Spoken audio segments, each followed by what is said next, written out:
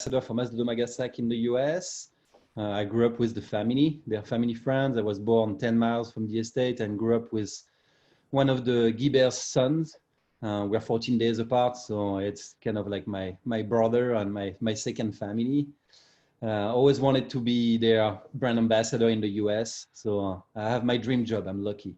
About Mas de Daumas. So Mas de Daumas Gassac, and Mas is a farmhouse.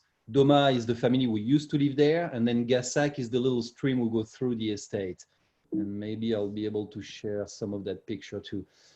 But right now, I'm just going to tell you about the estate. So Aimé and Véronique Guibert were looking for a family home, and they found actually the Mas Daumas. So the Daumas family was still living there. There was two sisters and a brother, and basically they had nobody to take over the estate, so they sold it to the Guibert family. It was not a wine estate, it was a farm.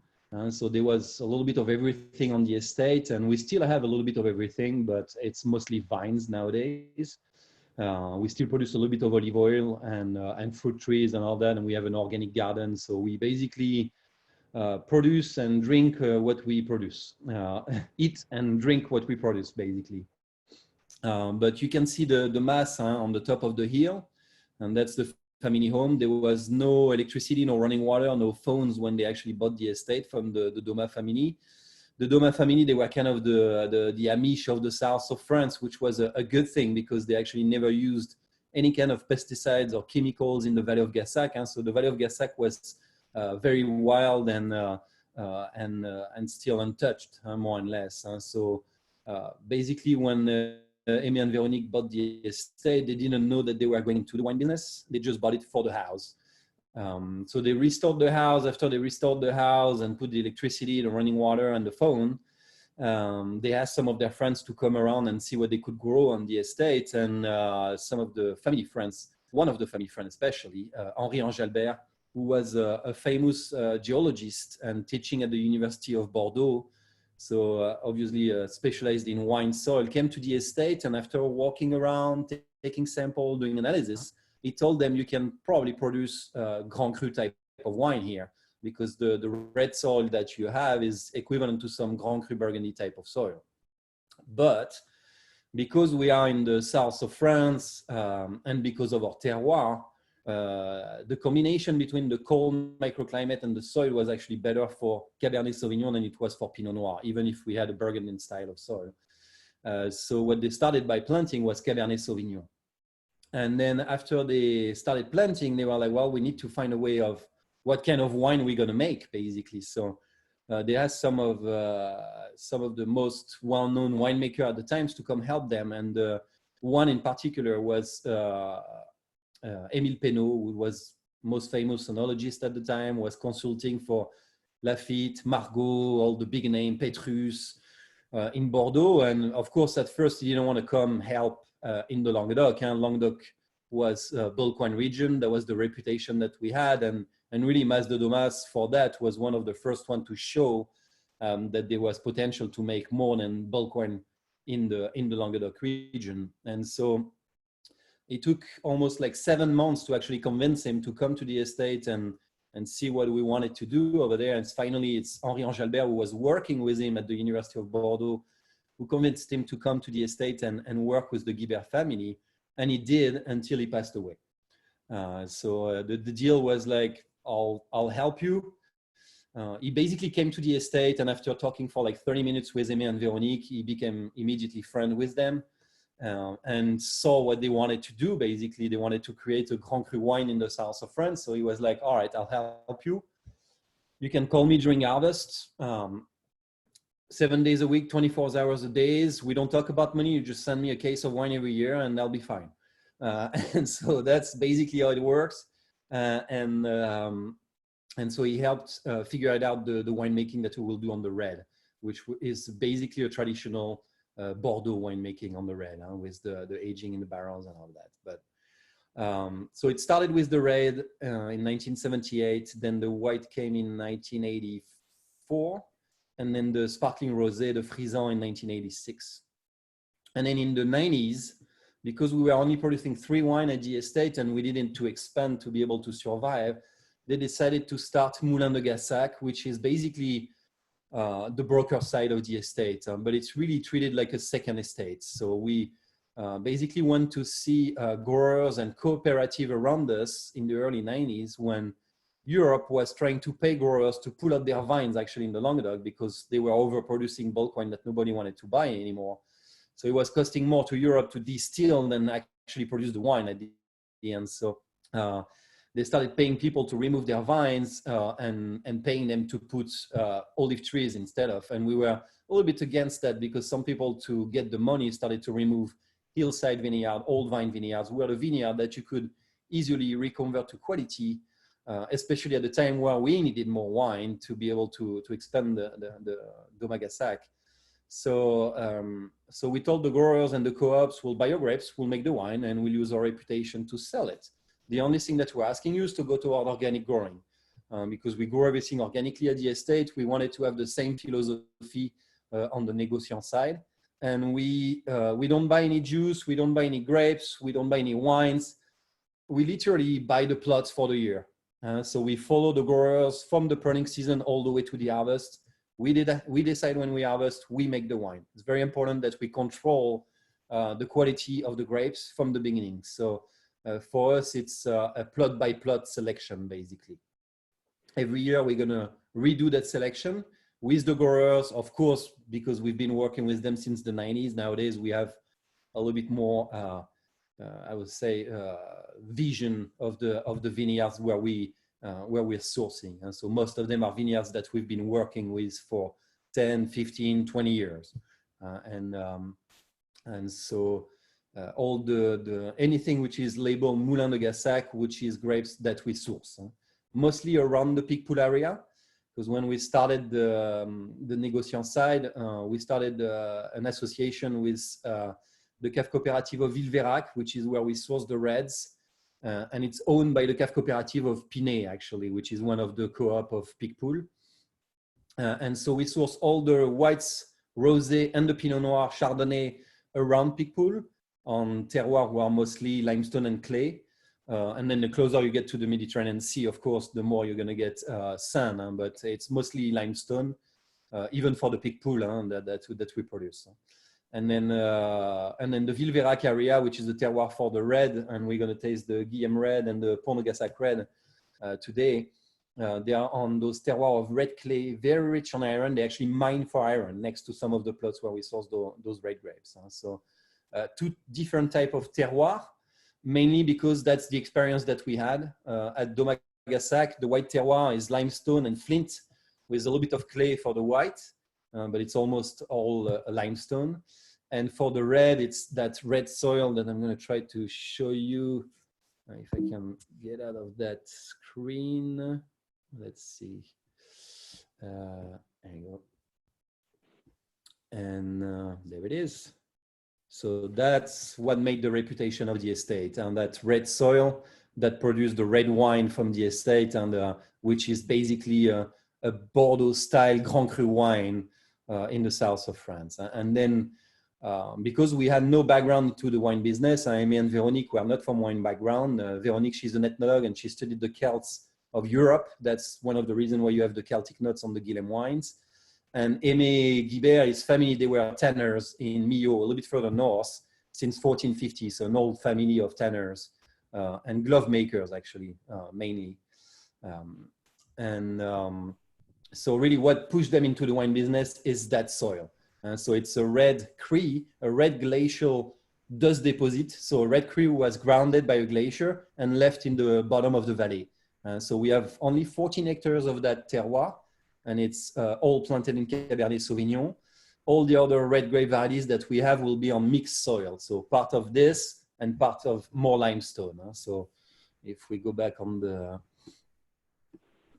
the screen, just to give you an example of the mixed soil, will be similar to this. So you see more limestone. And the higher you climb, the more limestone you're going to get, and the less clay, red clay you're going to get.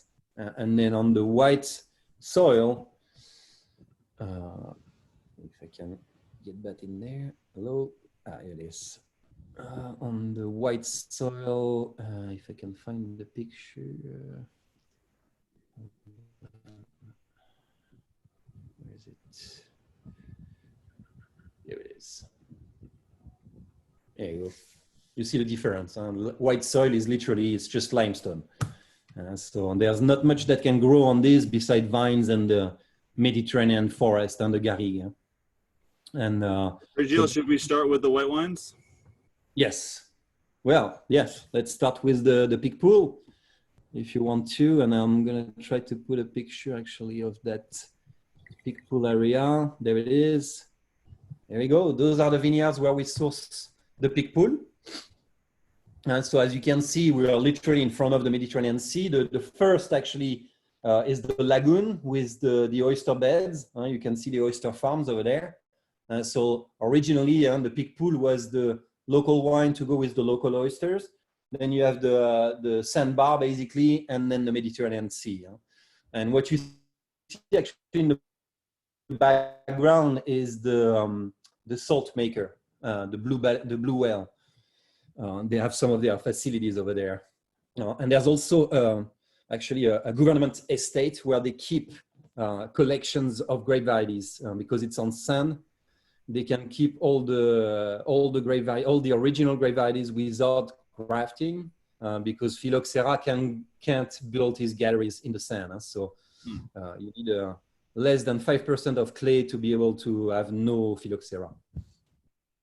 And so that's where they keep basically the museums of grape varieties of France. And so the pig pool de Pinet is the appellation. It's a young appellation, started in the 50s, but it was a VDQS, which is kind of a regional quality appellation. And got the appellation, the Languedoc appellation in 2013. It's the only white wine appellation dedicated to white wine in the Languedoc, and all the other appellation of the Languedoc will have red, white, and rosé. But at Picpoul, it's only Picpoul de Pinet made from the Picpoul grape, which is the Picpoul white, and there's also a Picpoul gray and a Picpoul black.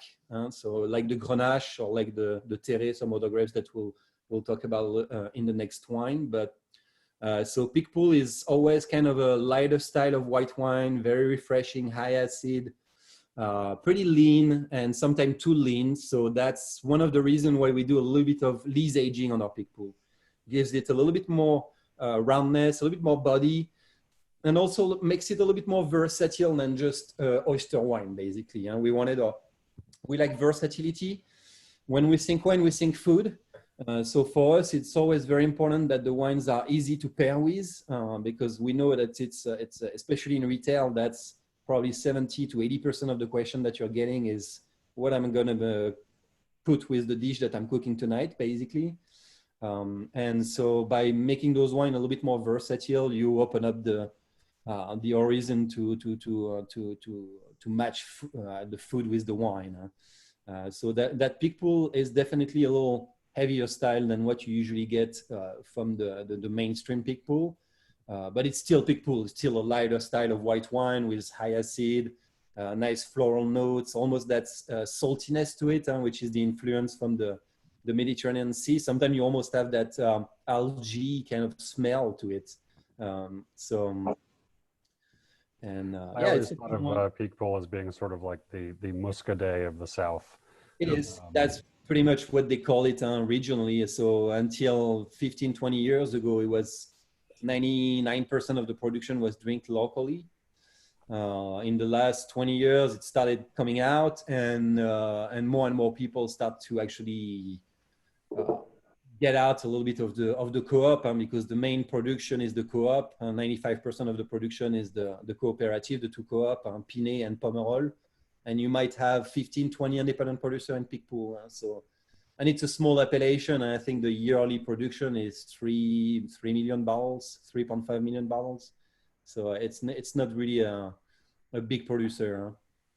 Well, I think one thing that I love about Picpoul is, like you said, the simplicity of it, which is what makes it so accessible to people, because it is, usually affordable bottle of wine that you can really just enjoy with food, like you said. You can when you taste this wine and all that saltiness and that, you know, limey, lemony thing. It's such a good oyster wine, like you said, such a good seafood wine.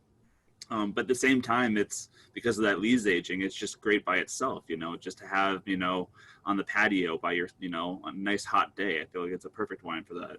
Yeah, I live in North Carolina, and we call it the porch pounder here because Exactly.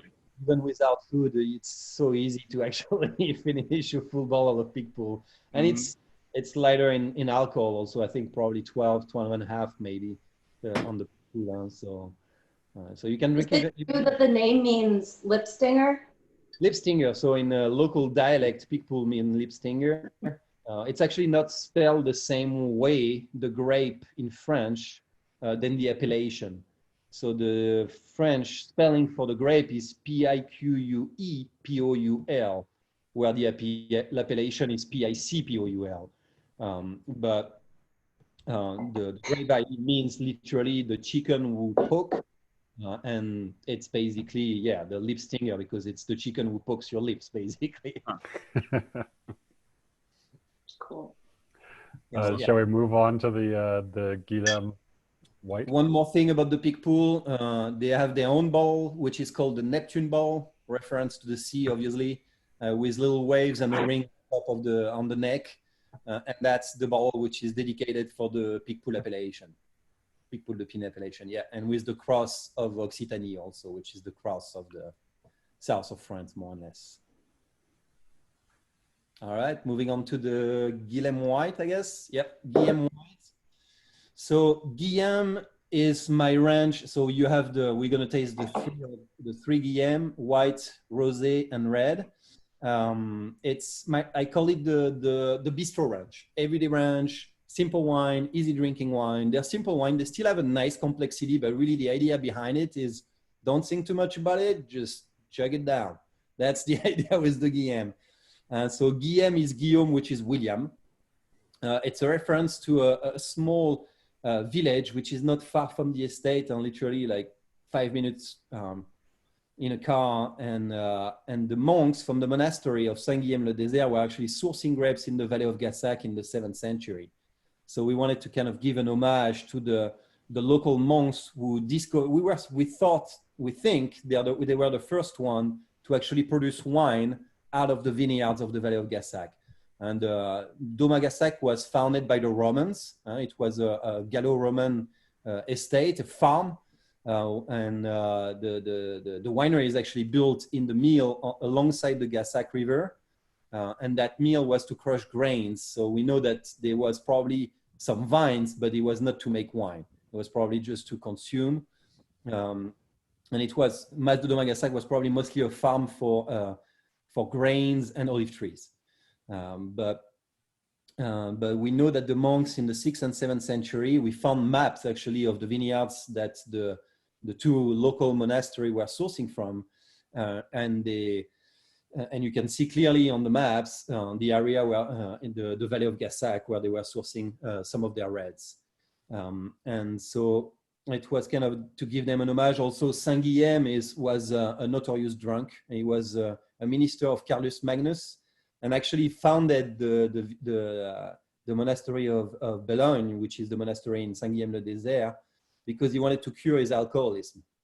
So he became a monk to cure his alcoholism, but it didn't work out very well because he ended up being the winemaker for the monastery. So, and so that village was also built with ruins of a Celtic village from the 2nd century. So that's also the reason why we have the Celtic note on the label of the Guilhem wine. It's because you can find actually that Celtic notes engraved in some of the stones in the houses and even the church actually in Saint-Guilhem-le-Désert. So pretty unusual, and we like history, religions, and all of that at Daumas Gassac. So it's kind of a little homage to a local history. It's a blend. So the Guilhem White, same area around the Pig Pool appellation, not in the appellation, but around, with similar terroir of limestone and clay, a little bit of flint on some of the plots. And it's a blend of Grenache Blanc, Sauvignon Blanc, and Terret. So Terre is not very well known, but it's pretty close to the Picpoul in terms of flavor profile. So lighter style, high acid, pretty lean, but brings very nice floral notes usually. And that's why we use it actually in that blend. It usually brings a nice bouquet, especially with the Sauvignon Blanc blend. Who kind of like enhance those white flower kind of flavors, that aromas that you're gonna get on the nose. The nose and is the Grenache beautiful. is all about it. It's got tons of flowers, like you said, and peach and pear. It's really lovely. It's always all about being balanced and food friendly. And we believe for that, it's important to have nice acidity, nice minerality, and also not too powerful, basically. So it's all about being subtle, but still enjoyable, I would say. Virgile, all the Guillaume labels, these are all farmed organically as well, correct? We farm everything organically. They actually, I just learned that the 19 vintage is vegan. Oh wow! And we're getting a certification which is called Terra Vitis on all those vineyards, which is it's not an organic certification. It's a certification that basically we are treating the soil, the environment, the people in the most fair way, basically. So it's not only the environment, it's also the people who are living on that environment. It takes everything in count. It takes everything in count. So it's include everything. So it's more kind of a philosophy than just a way of growing your grapes, basically. But respecting the environment, the Guibert family, Véronique especially, she always say, we borrow the land from our kids, so we have to protect it. Otherwise, they won't have anything to survive on. So very important to protect the vineyards, to protect the soil. And so it's all about, and when we started actually with the Négociant side, we told the growers, we want you to go to Wild Organic Growing. We'll help you do that. If you want the certification, we'll help you get the certification. Some actually of the vineyard of Guillaume are certified organic, but because not all of them are certified, we can't label organic. And we don't really care, I will say. But what's important for us is that we have that relationship with the growers and that they replant trees. They let the life come back into the vineyards, basically, because the Languedoc, unfortunately, for like almost 40 years was sprayed by a lot of chemicals. So it's important to basically rebuild the life in the soils. And that's what we try to do, basically. And so all those wines are produced with this in our background, in our mind. So that's they are here to promote a terroir which is respected. Should we move to the next wine? What's the next one, Virgile? Next one, I think we have the Chardonnay, which is kind of a new addition also for you guys in Colorado, but not only, most of the US also, it's kind of new. So for a long time, we were not really into doing monovarietal wines because traditionally in the Languedoc, we do mostly blends. But the demand was so high and we had the opportunity to do some monovarietal wines that we ended up producing monovarietal wines, but we wanted to do it right. So every monovarietal wine that we make, they're from a specific terroir. So the Chardonnay, for example, is only from an area which is north of Picpoul, mostly limestone with some clay, of course, a little bit higher elevation, cooler climate, so we don't get an overripe Chardonnay. For us, it's always very important to have that, to be true to the grape, but to be true to the terroir, of course, but also to be true to the grape, especially if you make a monovarietal wine. So the Chardonnay should taste like Chardonnay, the Pinot Noir should taste like Pinot Noir. That's the idea. So true to the terroir and true to the grape. So it's a Chardonnay from the south of France, so it's a little rounder than what you'll get from a simple Chardonnay from Burgundy, for example, or from the Loire Valley. But it still has a nice acidity, nice minerality, which is what Chardonnay should bring usually, if it's not too overripe. And that's due to the soil, which is limestone, and a little bit of flint also in there. No oak, it's all stainless steel. Early early harvest on the Chardonnay and the Pinot Noir, actually, that we'll taste, not this time, maybe next time. But those are our earliest usually harvest. So to keep the level of alcohol pretty low, at some point, we even had a rule that we wouldn't go above 13.5% alcohol. So we rather harvest a little bit earlier and maybe leave a touch of residual sugar than have too much alcohol. It's all about balance. If you leave a little bit of residual sugar, you have to make sure that you have enough high acid to balance it out, basically. So it's always, it's getting more and more difficult because that window of picking time, of harvest time, is basically getting the right time to harvest. That window for the right time to harvest is getting shorter and shorter, especially with global warming. Can you speak a little bit about that, Virgile, and kind of what you are doing to mitigate that? Because being in the south of France, like you said, it is hot. Yeah, there's not really a way of mitigating that. They did notice that vineyards who are treated tend to have a younger ripening season, and then organic growing and biodynamic growing tend to have a later ripening season. Always depending on the grape, of course, because every grape has a different time of optimum of ripeness, I guess. So, I mean, with global warming, that window where we had a little bit more of wiggle room before, and it was like, oh, if we harvest during that time, it should be fine. Now that time is it's basically a very short window, is that we know that when we have the perfect balance between acidity, sugar, tannins, aroma, and all of that, it's like 2-3 days. And so we have to basically, when we get, and that's what we do a lot of the following of the grapes and during the maturity, that's the only way to know if the grapes are ready, is to go in the vineyard and taste the grapes, basically. You go in there and you taste every day. We go in the vineyard, we taste the grapes, and we see, all right, this one is ready. Tomorrow we harvest. And so that's, it's just being more and more difficult because that window is getting shorter and shorter. Sure. So you really have to be very present into the vineyard. And a lot of winemakers will tell you, you make a good wine in the vineyard, not at the winery. And so it's all about the quality of the grapes at the end. Right? So that's why the global warming is making it pretty challenging, because we tend to have a ripeness of the sugar very early, but not always the ripeness of the tannins at the same time. And not always the balance of acidity that we want also at the same time. So it's really trying to do our best to find that balance, basically. I think it's just we've been talking about whites, but why don't we move on to the rosé, because it's just as important for a rosé to have all that crispness and the really bracing acidity. Because I don't think anyone drinks rosé because they want a big, powerful wine. Sure. So why don't we move on to that one, and you can tell us about this one. Rosé is probably our bestseller in the US.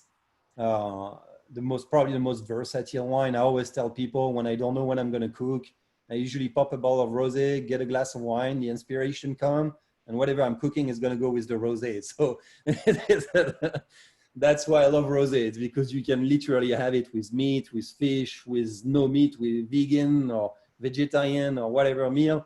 It always works. And when you're drinking pink wine, it just makes you feel happy, you know? It makes you feel happy.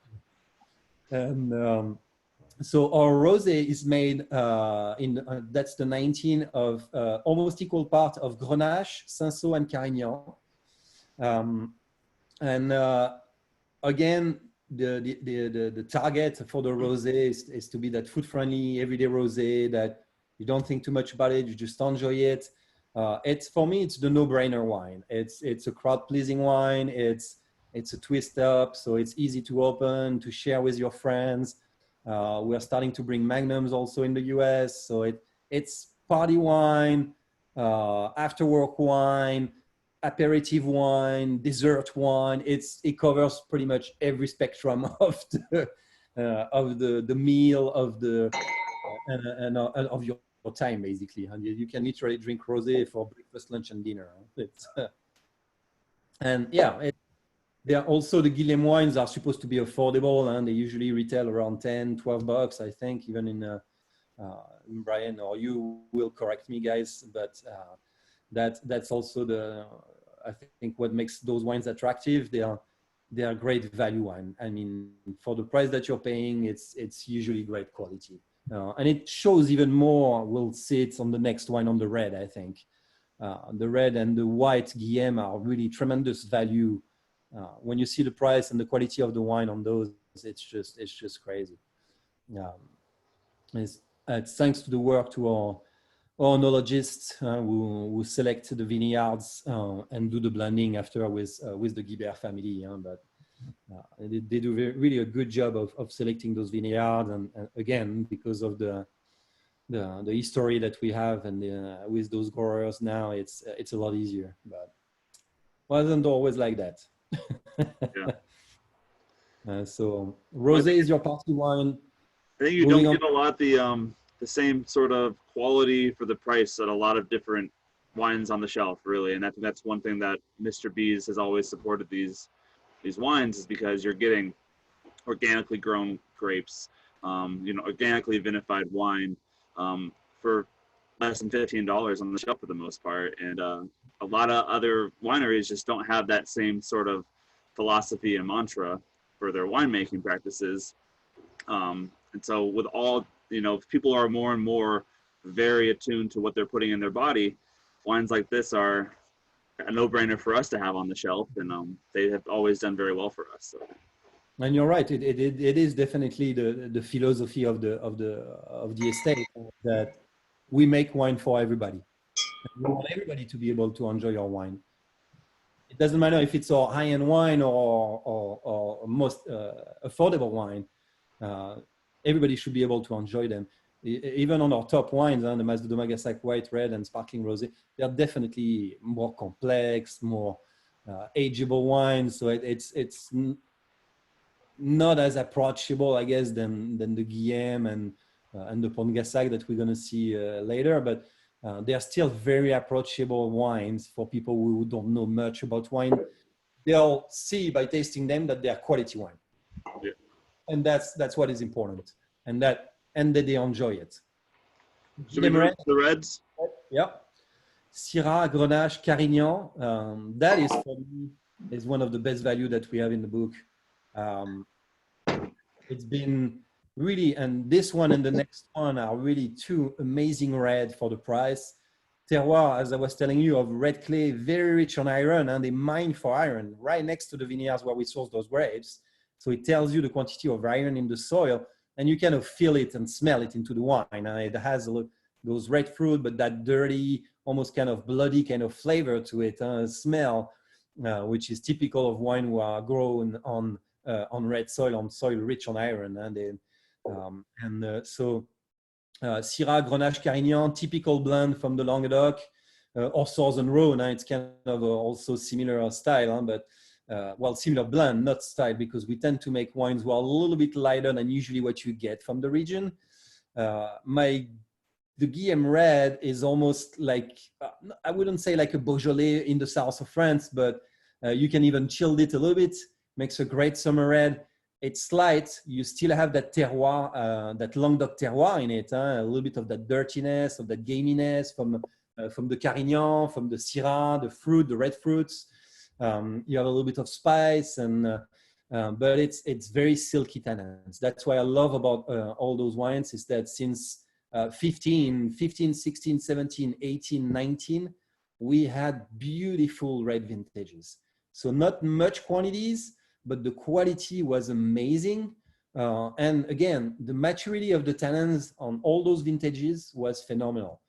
And really having those silky tannins on a young wine like this, which is meant to be drink also in a younger wine, but also a lighter wine, which is meant to be drink in 2, 3, 4 years after production. It's quite amazing. It still has a little bit of rusticity, but that's what you're looking for also in that Guillem red. Great pairing is just a plate of charcuterie with this. Is just like perfect. But I mean, even on its own, for people who don't drink white and rosé, it's a great sipping red. And then very versatile with food. I mean, you can even go with like some heavy fish, like a tuna tartare or something like that. It's a heavier red, but it's not as heavy that you can't have it with lighter dish, basically. No oak, all stainless steel. We don't use any oak for any of our wine that we're going to taste today. There's only the Mas de Daumas Gassac red, our top wine, who basically see a little bit of oak. But for us, it's all about being true to the terroir. And for us, we don't like to add anything to the wine. We don't like to take off anything from the wine. So it's also being true to and kind of traditional. They like to make the wine like my great-great-grandfather was making the wine. It was just like short maceration for the red and no maceration for the whites. And you were fermenting the wine quickly and making like drinkable wine very quickly. So all those, especially those négociant wine and those Moulin Gassac wine, they're all made in a traditional way, easy drinking way, basically. Because it's also traditionally what we were making in the Languedoc. I mean, we were making wine for the masses, for the field workers, for the factory workers. I mean, people were drinking more wine than water at the time. And Languedoc is the biggest wine region in the world. So we had the opportunity to produce a lot of wine, and we did for 30, 40 years, even more actually, almost 100 years. We were basically the wine tank of France. Languedoc is still, I think more than 50% of the French production is the Languedoc. Wow. And we produce more wine in the Languedoc than you produce in the whole US. It's 200,000 hectares, more than 200,000 hectares of vineyards in the Languedoc. Is still a lot of the wine in the Languedoc staying in the Languedoc? I'm sorry? Is still a lot of the wine staying in the region? Are a lot of the people of Languedoc drinking the wine compared to what's being exported out to either the rest of France or the world? The European market is a huge market for Languedoc wine, for sure, especially Northern Europe, Germany, Belgium, Holland, and the UK, of course. Also because a lot of those people come on vacation in the Languedoc. And thanks to them, actually, we renovated a lot of areas, a lot of villages who are abandoned in the Languedoc. And thanks to their money and the fact that they buy a lot of wine and the food, they just fall in love with the region and bring back the wines to their home. And then, I mean, we don't need much advertisement. Our advertisement is the tourists, basically. So, and then we do have a government, whatever association or committee who basically oversee all the communication for Sud de France and for all the Languedoc. But I think people know that there was that tradition of everyday wine, of simple wine, of easy drinking wine that we are making in the south of France, and that especially in the Languedoc, and that were affordable and good quality. And nowadays, I mean, the best values that you're going to find in Europe is Languedoc, southwest of France also, northern Spain, La Mancha, a little bit in central Spain, southern Italy, Sicily. That's where you find some of the best value in the world for me in terms of wine nowadays, because they are affordable and great quality wine, and also reflect the terroir, which is what I like. They're also true to where they are from, because I mean, anybody can make a Pinot Noir, anywhere, but to be true to the grape and the terroir, it's a little bit more difficult, I think. And in Languedoc, we are lucky that we can do that because we have the great conditions between the climate and the soils, variety of soils that we have. It's pretty amazing. And actually, it's a good introduction to the next one, which for me will be typical of what Cabernet Sauvignon can do in the Languedoc region. So after a while, we decided that we needed to have kind of a link between the négociant side and the estate. And so Pont de Gassac, the bridge over the Gassac, and I'm going to show you the picture because that's one of my favorite pictures. There you go, that's the Pont de Gassac. So you can see the Gassac, and the winery is actually right behind us. It's built in the Gassac bed and alongside the Gassac, so it stays because the Gassac is mostly underground. It comes up a mile before the winery and still run under the winery, so it runs outside here. But if you look actually on the right side of that picture, it's still run underground. So alongside the river, the river still run underground and keep the winery at around 60 degrees all year long. So it's a big part of our cold microclimate is due to the Gassac. And we'll keep the valley pretty cool because the water is never more than 60 degrees, 65 at most in the summer. So that bridge is the trail will link the Mass to the winery. So you have to go through that bridge to get to the winery when you're coming from the house. And so we thought it would be a good idea to call that wine the Pont de Gassac because it's the link between the Négociant side and the estate. The idea was to make a wine who's kind of the second wine of the estate. It's still grapes that we buy, but it's a selection of some of the best blood from our growers. So not only we wanted to create that link, but we wanted to reward also the growers who are doing a better job than the others, or not a better job, but who had basically terroir, who are of better quality sometimes than some others. So we did a selection for the red and for the white of the best blood that we could find. And we wanted those wines to be closer to what we do at the estate. So Cabernet blend for the red and a blend of many white grape varieties on the white, Chardonnay, Sauvignon Blanc, Grenache Blanc, Viognier, and Terre, I think, on the white. On the red, you have so it's the 17, I believe you have. Yes. So Cabernet Sauvignon, Merlot, Syrah, and Grenache. And there's a little bit of Grenache. Originally, it was a lot of Cabernet. It was 50% Cabernet, but in the last few years, the Cabernet have been beautiful, but very little. So it's been really hard to actually get that 50% into the wine. So because the Syrah and the Grenache have been really fantastic in the last few years, we included those in there. But it was also kind of the idea of kind of making like a Daumas Gassac. So at the estate, I forgot to say that earlier, but we have 40 different grape varieties.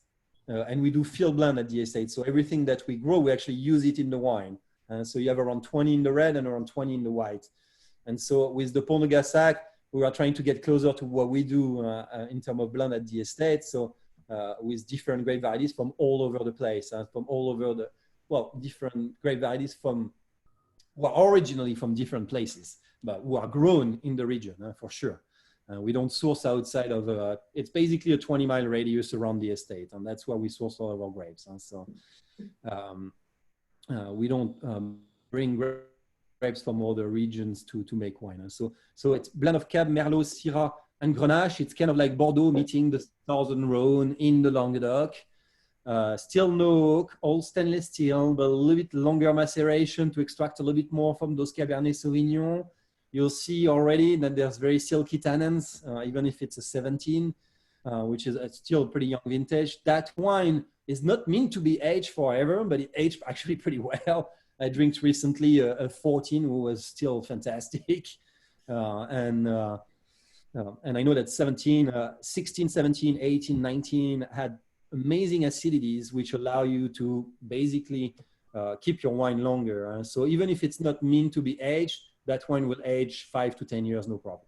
It's got great balance. It has that balance of, like you said, those supple, silky, dark red, black fruit flavors. It still has some of that kind of cedary ironiness that the Guillaume has also. It's just a very well balanced wine. Anything grilled, that's kind of what goes into my head first is grilled red meat with this would be superb. Yeah. It's great for grilling. It's great for barbecue. I live in North Carolina, so I tend to, and I love pigs, so I tend to eat a lot of barbecue. But this one, it's actually pretty versatile too. And I mean, yeah, red meat, but I mean, you chilled it a little bit, and you'll see. I mean, I feel like most of the time we serve our reds too hot and our white too cold, especially on the Pont de Gassac, even on the Guillaume, I always recommend to chill a little bit your reds before you serve them. Just half an hour, put it in the fridge, pull it out, put in decanter, serve it. It always make the wine taste better, and you'll get the whole spectrum of flavor and aromas that you should get from that wine. And because when a red is served too hot, you're gonna mostly get the alcohol and then the red fruit flavor, and that's pretty much it. When you chill it a little bit, you're gonna get all those notes of dirt, of iron, as you say, the kind of bloody notes, that cedar. It's a really good example, cedar notes. But for me, it's when I taste the Pont de Gassac, I can close my eyes and I feel like I'm in the vineyards. Literally, after maybe a little rain, because usually it can tend to smell like wet dirt a little bit. What type of food is typical of the region? Lamb, a lot of lamb. We have a lot of milking farm for Roquefort for the blue cheese, and so sheep and goats as is what we have mostly, and then boar, white boar, because there's too many of those, so we eat them as much as we can. Do they ruin your vineyard? They do. I mean, they can eat up to 30 to 40% of the grapes on one plot. In some places, actually, in the last 3 years, they've been putting 11 kilometers of fences around the estate, so they can keep them out of the estate. But we still have some in the estate. Well, I bet you they taste good if they're living off a diet of grapes. Well, yeah, they're well fed, and so that's why we eat them. We know what they eat, so. But yeah, so I mean, nobody is allowed to hunt on the estate, so we do have a lot of wild game on the estate, and a lot of them come to reproduce on the estate. So it's and we don't mind if they eat part of it. It's part of the deal, you know. We're in nature. You need to share, I guess, with the local inhabitants. But the boars, they crossed with the domestic pig, and so they have way more babies than they should have, and they ruin everything. They just ruin everything. They eat the grapes.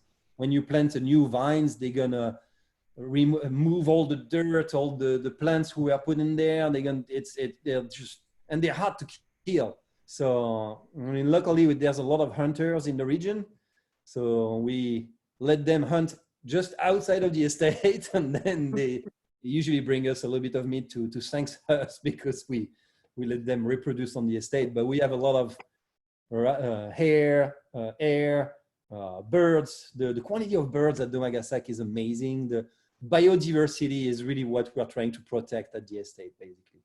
Not only of the soil, but everything which is around us. So the estate is actually 300 hectares, but there's only 15 vines, and 250 is forest. And so the idea is really to interact, to work with nature, and not trying to control nature. And also, because we are a little lazy, we let nature do most of the work. So it's the idea is really to work with that nature, so we have the least to do, basically. But when they started the estate, Aimé and Véronique, the idea was to integrate the vineyard in the forest. So it's all small plots. It's a patchwork of small plots. And we tried to implement that on the négociant side. And I like to show usually that picture. Here you can see some of the plots who are surrounded by forest. So we have 50 hectares of vines, and we have, I believe, 62 plots. So it tells you the size of each plot, basically. It's really clearings in the forest. And the forest doesn't need any management. So the idea was to have that natural balance that you have in the forest come into the vineyard. So we leave everything in the vineyard. There's there's a little bit of work on the soil, but otherwise there's no weed management. There's no canopy management. We basically leave everything. Can people visit the estate? Yeah, you can visit. It's open all year long. Well, not right now, obviously, but as soon as we can, it will be reopened. Yeah, we're open every day except Sunday. We're still in France, so Sunday we don't work. And I do recommend to come during harvest. That's usually the best time to visit the estate. It's very lively, and you'll get a very interactive visit of the vineyard, and they'll probably make you cut some grapes, and if you cut enough grapes, you might get lunch with the pickers. Cool.